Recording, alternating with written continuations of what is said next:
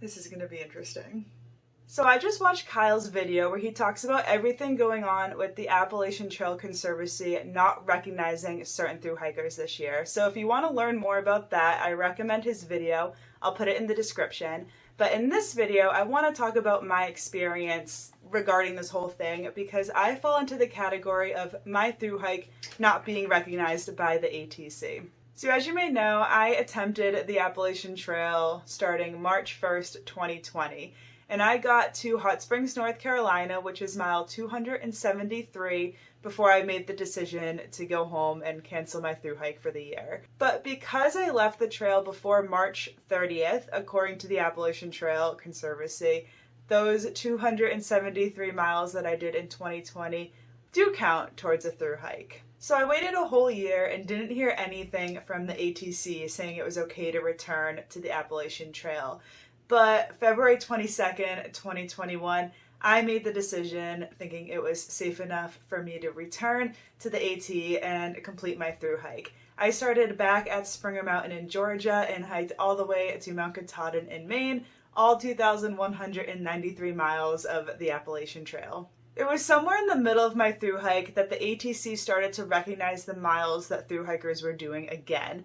It was specifically May 11th, and at that point I was in New Jersey, mile 1,365 of the Appalachian Trail. So that means my miles from Springer Mountain, Georgia to Hot Springs, North Carolina count, and my miles from New Jersey to Mount Katahdin in Maine count.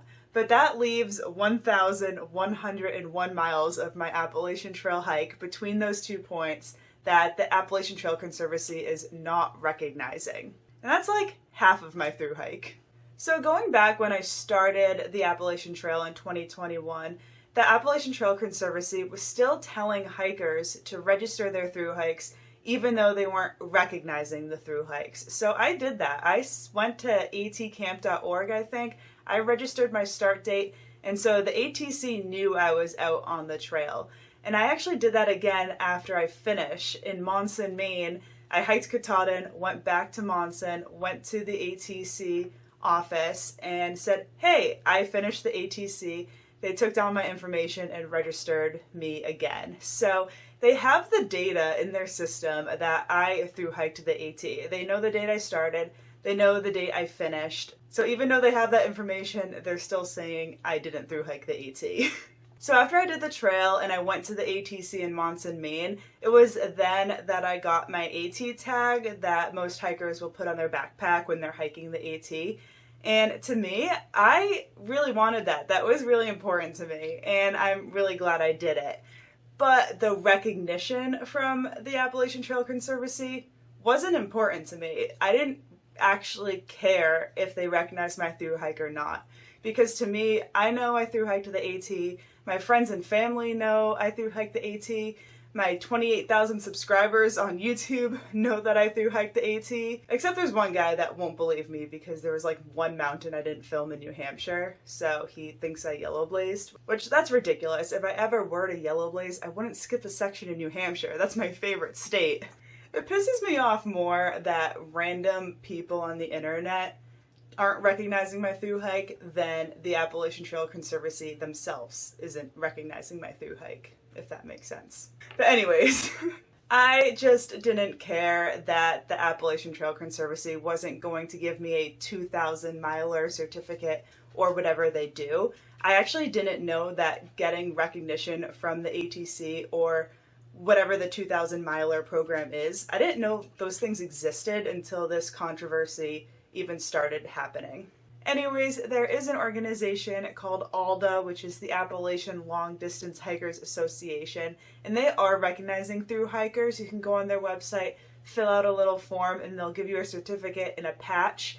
I did that and I got mine really quickly. I have my patch right here and my certificate and letter right here. So that was kind of cool to have, a little souvenir saying that I thru-hiked the AT, but even that wasn't that important to me. I just wanted to do it so I wouldn't regret not doing it down the road. Now, is it possible for me to get my 2,000 miler certificate this year for my thru-hike? The answer is yes, but it's not going to be that easy. So according to the ATC, from the time that I get back on trail after they reopen it, I would have 12 months to finish my thru hike. So that is 12 months starting May 11th, 2021. So I would have until May 11th, 2022 to do the 1,093 miles of the trail that the ATC isn't recognizing. So if I were to go March 1st, 2022 and start in Hot Springs and hike up until New Jersey, I could do the AT. It would be an average of 14 or 15 miles a day for me to finish on time, but that just isn't realistic with my life. I'm going to Arizona for a trip in March. I'm going to Paris for a trip in April. And I just wouldn't have the time to do all the miles I need to do before that 12 months is up. Now there's a part about this that confuses me, so if someone knows the answer, maybe they can answer it in the comment section. But according to the ATC, they recognize section hikers and thru hikers the same when it comes to the 2,000 miler certificate. So I don't know why there's a 12-month period where I need to finish the trail when I could realistically just spend the whole rest of my life section hiking it to add these miles up and get the 2,000 miler certificate that way. Now I'm definitely not going to try to get my 2,000 miler certificate this year, but there might be a time in my future where I want to do the whole Appalachian Trail again, and so I'll get my 2,000 miler certificate at that point in my life, but definitely not right now. So there is something about this whole situation that I kind of found ironic and funny that I want to share with you guys.